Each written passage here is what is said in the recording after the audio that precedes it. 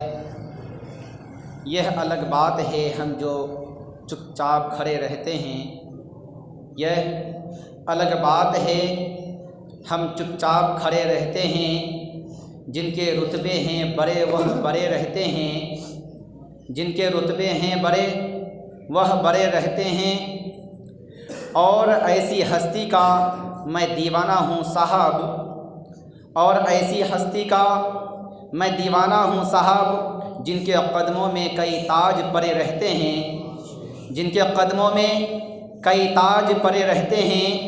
اور اے زندگی تیرا حق ادا ہو جائے، اے زندگی تیرا حق ادا ہو جائے، اگر تو نام محمد پر فدا ہو جائے، اگر تو نام محمد پر فدا ہو جائے۔ وہ عرش کا چراغ ہے میں اس کے قدموں کا دھول ہوں، میں وہ عرش کا چراغ ہے میں اس کے قدموں کا دھول ہوں۔ اے زندگی گواہ رہنا میں غلام رسول ہوں، اے زندگی گواہ رہنا میں غلام رسول ہوں۔ اے زندگی تیرا حق ادا ہو جائے، اگر تو نام محمد پر فدا ہو جائے۔ اور حضرات محترم، جیسا کہ آج 1 جنوری ہے اور آج کی تاریخ میں بہت ایسے مسلمان ہیں جو آج کا نیا سال مناتے ہیں، تو شاعر کہتے ہیں کہ باطل کے خداؤں کی عبادت ہم نہیں کرتے، باطل کے خداؤں کی عبادت ہم نہیں کرتے، فرمان محمد سے بغاوت ہم نہیں کرتے، فرمان محمد سے بغاوت ہم نہیں کرتے، کرتے ہیں محرم سے نئے سال کا آغاز، کرتے ہیں محرم سے نئے سال کا آغاز۔ عیسائی کی ہم لوگ اطاعت نہیں کرتے، عیسائی کی ہم لوگ اطاعت نہیں کرتے، باطل کے خداؤں کی عبادت ہم نہیں کرتے، فرمان محمد سے بغاوت ہم نہیں کرتے۔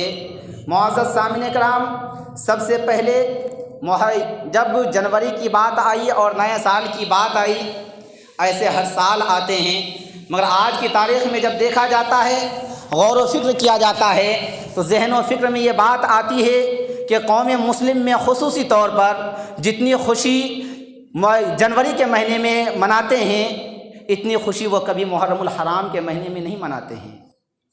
حضرات محترم، ہمارا مہینہ، ہمارا سال کا آغاز جو ہوتا ہے وہ محرم الحرام شریف سے ہوتا ہے، اور یہ جو انگریزی تاریخ ہے یہ عیسائیوں کی تاریخ ہے، عیسیٰ مسیح کو ماننے والوں کی تاریخ ہے۔ اس کا مطلب یہ نہیں ہم اس کا نیا سال اگر ہم نہ منائیں تو مطلب اس کا یہ نہیں کہ ہم عیسیٰ علیہ السلام کو ہم نہیں مانتے ہیں، ایسی کوئی بات نہیں ہے، بلکہ ہم تخت جان و دل سے عیسیٰ علیہ السلام کو اللہ کا نبی مانتے ہیں، اور ہمارا عقیدہ بھی ہے، اور صرف اتنا ہی عقیدہ نہیں بلکہ ہمارا عقیدہ یہ بھی ہے کہ اگر کم و بیش 1,24,000 انبیاء کرام میں سے اگر کسی ایک نبی کا بھی کوئی انکار کر دے تو ہم اسے مسلمان نہیں بلکہ کافر جانتے ہیں، یہ ہمارا عقیدہ ہے۔ مگر مطلب کیا ہے کہ ہم جنوری سے نیا سال کا آغاز کرنا نہیں چاہتے؟ وجہ کیا ہے جنوری کو ہم نیا سال نہیں ماننا چاہتے؟ اس کی وجہ یہ ہے کہ یہ خاص طور پہ عیسائیوں کے لیے مخصوص ہے، خاص عیسائیوں کے لیے ہے۔ یہ تاریخ انگریزی تاریخ عیسائیوں کا چلان کردہ ہے،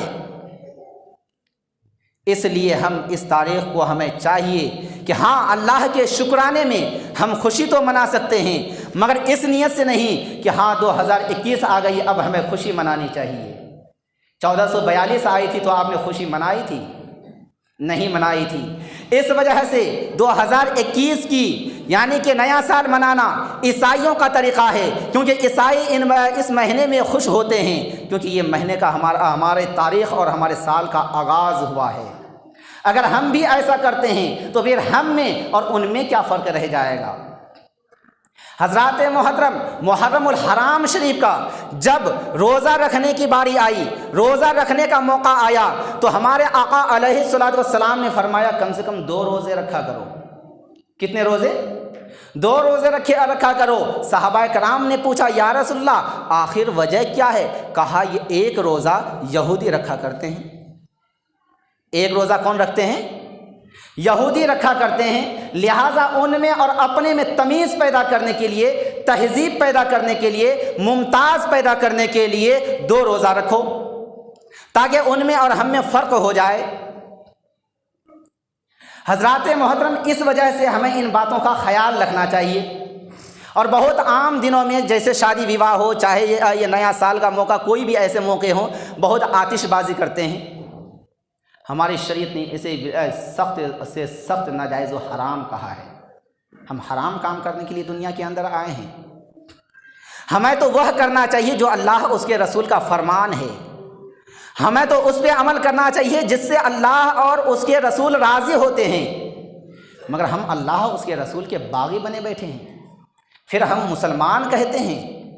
حضرات محترم، جب آپ کی ذہن و فکر حاضر ہے تو میں نے ابھی تلاوت کلام اللہ کیا، کل نفس ذائقۃ الموت، ہر نفس کو موت کا مزہ چکھنا ہے۔ معزز سامعین کرام، موت و حیات کا کوئی پتہ نہیں ہے، موت و حیات کا کوئی پتہ نہیں ہے۔ ابھی آپ نے دیکھا ایوب صاحب کی کوئی طبیعت خراب نہیں تھی، کوئی بوڑھے نہیں تھے، آپ لوگوں کی نظروں کے سامنے وہ گزرے نا، ایسا تو نہیں کہ یہ باتیں بناوٹی یا کہیں باہر کی ہے۔ رات میں انہوں نے بیوی بچوں کے ساتھ اچھی طرح سے رہے، کھائے پیے، سب کچھ کیا انہوں نے، مگر جب رب کا فرمان آ گیا، رب کا حکم آ گیا، تو دنیا کی کوئی طاقت ان کی جان کو بچا نہ پائی۔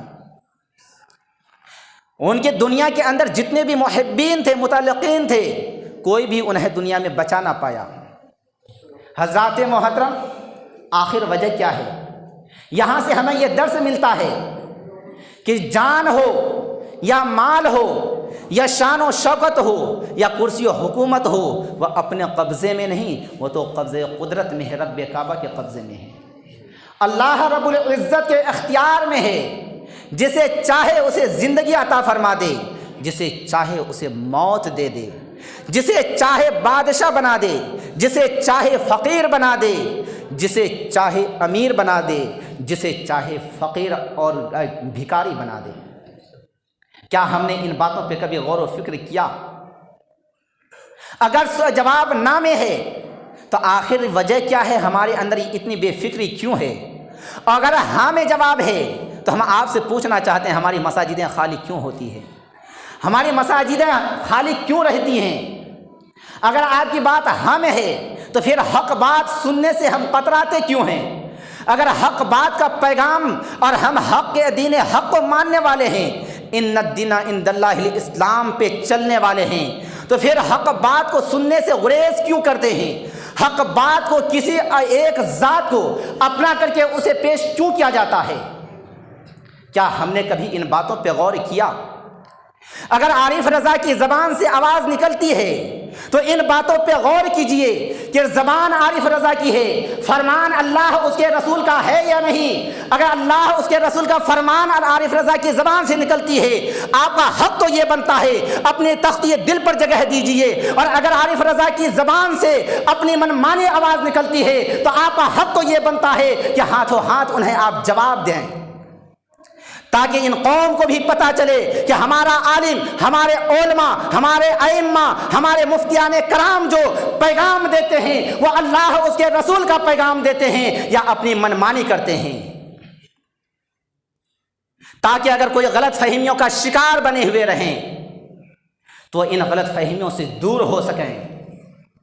حضرات محترم، جب قرآن مقدس میں خنزیر کا حکم آیا، قرآن مقدس میں سور کا ذکر آیا، کیوں آیا؟ اس وجہ سے آیا، اگر قرآن مقدس میں سور اور خنزیر کا ذکر نہ آتا تو آج ہمیں حرام و حلال کا تہذیب نہیں پتہ چلتا، ہمیں یہ پتہ نہیں چلتا کہ سور ہمارے لیے حلال ہے یا حرام ہے۔ خیال رکھیں کہ مسجد پاک جگہ ہے، بلندی کی جگہ ہے۔ اس چیز کا نام لینا بھی تو گناہ ہے۔ صحیح بات ہے۔ ایک منٹ، اس چیز کا نام لینا بھی تو گناہ ہے۔ آپ خنزیر کہہ کر آپ نے آواز بتا دی جی، بار بار اسی چیز کو کہنا ضروری ہے۔ یہ اس وجہ سے لینا ضروری ہے جہاں منع ہے اس سے کہیں زیادہ تاکید کرنے کا حکم آیا ہے۔ کچھ اور نام سنیے حاجی صاحب، ہاں سنیے، میں بتا رہا ہوں۔ اب اس کو کس نام سے جانتے ہیں، ہمیں جس نام کے بارے میں جانکاری رہے گی اسی نام سے پکارا جائے گا نا۔ مسلمان دوسرے نام سے بھی جانتے ہیں، مجھے جو چیز کے بارے میں معلوم ہے، بتا سکتے ہیں، خالی اسی کا نام کی بات بات ہے۔ اب ہمیں جس چیز کے بارے میں معلومات رہے گی ہم اسی کے بارے میں بولیں گے نا۔ مان لیا آپ کی بات مان لی، کیا قرآن مقدس نے اس کا نام لینے سے منع فرمایا؟ ہم قرآن و حدیث کی بات کر رہے ہیں۔ اگر قرآن اور حدیث نے اگر منع کیا ہے تو بتائیے۔ حاجی صاحب، اگر اس چیز کو ہم محبت سے نام لیتے ہیں، اس کو عقیدت میں لیتے ہیں، تو اگر ہم اپنے قوم کو، اپنوں کو اگر اصلاح کے لیے کہتے ہیں تو اس میں کوئی برائی نہیں ہے۔ خنزیر نام لے کے بول دو نا، اسی بات۔ خنزیر کا ہی ذکر کیا، اس کو بعد میں دوبارہ جو ہے اس کا نام لینا، اس وجہ سے ہر انسان ضروری نہیں کہ آپ کے ہمارے طرح سمجھدار ہیں، ٹھیک ہے؟ تو لہٰذا ایسی چیزوں سے ہمیں بچنی چاہیے۔ کیوں بچنی چاہیے؟ یہ چیز قرآن مقدس میں ذکر کیا گیا، مگر کس لیے ذکر کیا گیا؟ اس وجہ سے کہ ہم ان چیزوں سے بچیں، ان چیزوں سے ہم دور رہیں۔ شراب کے بارے میں حکم آیا، کیوں حکم آیا؟ شراب ایک حلال ہے، ایک حرام ہے۔ جو شراب کا ذکر قرآن مقدس میں آیا، دونوں کا حکم آیا۔ ایک آیا شراباً طہورا، جو ہمیں جنت میں عطا کیا جائے گا، وہ پاک شراب ہے، جسے کہتے ہیں کہ شہد سے بھی زیادہ میٹھا ہوگا اور دودھ سے بھی زیادہ جو ہے اجلا ہوگا، سفید ہوگا۔ ہم ان چیزوں کی تلاش میں نہیں رہے، مگر جو دنیا کا شراب ہے ہم ان چیزوں کے پیچھے پڑ گئے۔ ہمیں ایسی چیزوں کی دنیا کے شراب سے دور ہونا چاہیے۔ ہمیں مسجد کو آباد کرنا چاہیے، ہم مسجدوں کو آباد نہیں کرتے ہیں۔ ہمیں مدرسوں کو آباد کرنا چاہیے، ہم مدرسوں کو آباد نہیں کرتے ہیں۔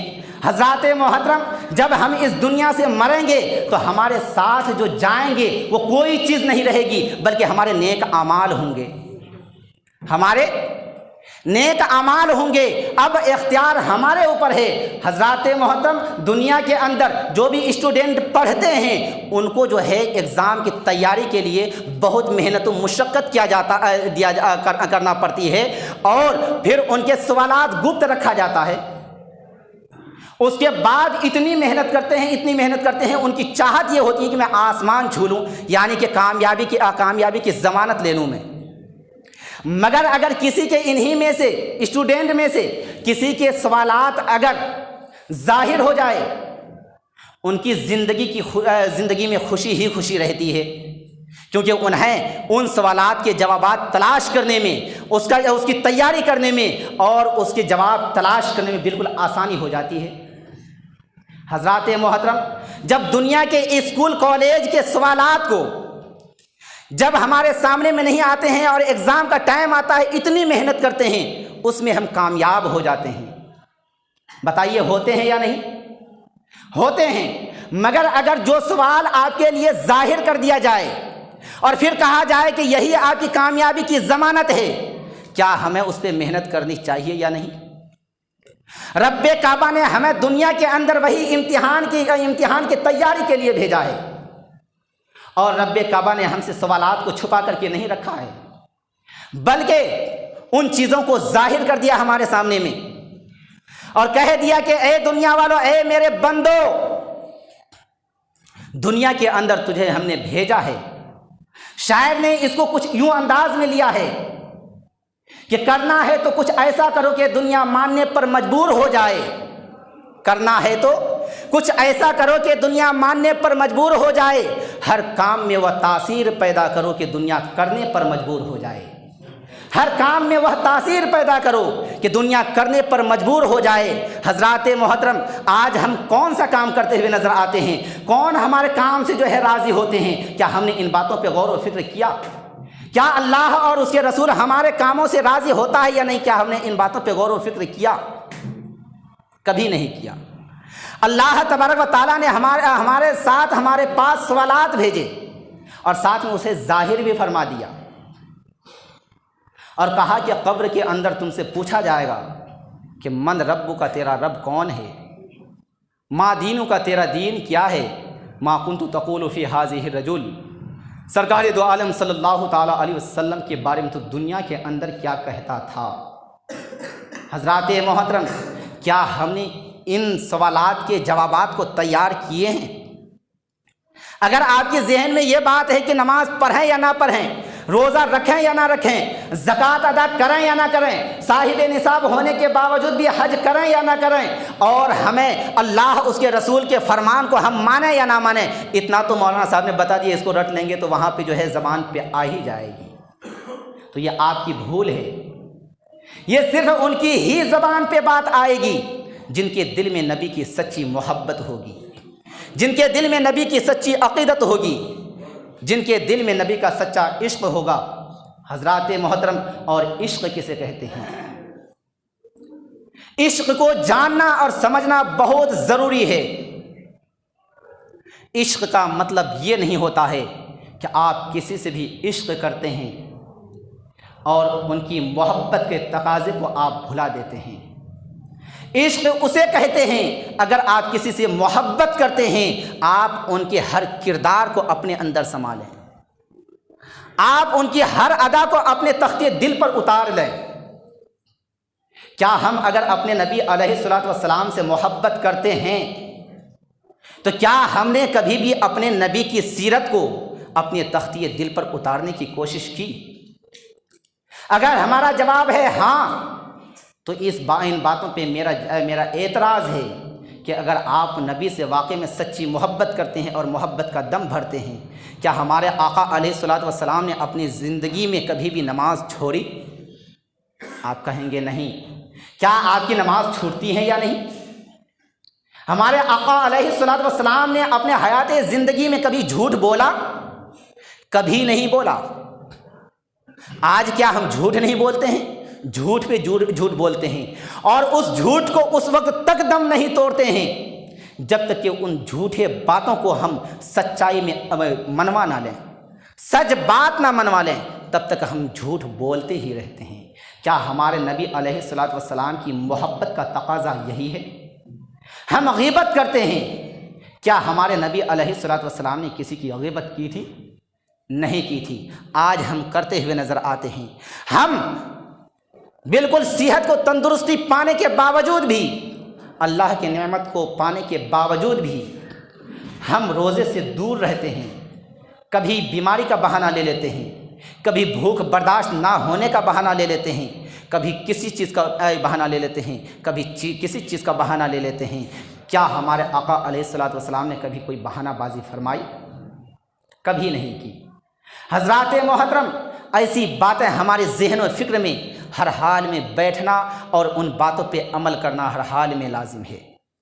आज हम अपने ज़ाती मामलात के लिए हम किसी से भी लड़ने के लिए तैयार हो जाते हैं। अगर किसी ने शरीयत मुस्तफ़ा के लिए आवाज़ उठाई है, अगर शरीयत मुस्तफ़ा के लिए अगर किसी ने कदम को बढ़ाया है, तो बताइए, सोचते हैं कि यार जो जहाँ जैसे हो रहा है होने दो, हमें उससे क्या मतलब है।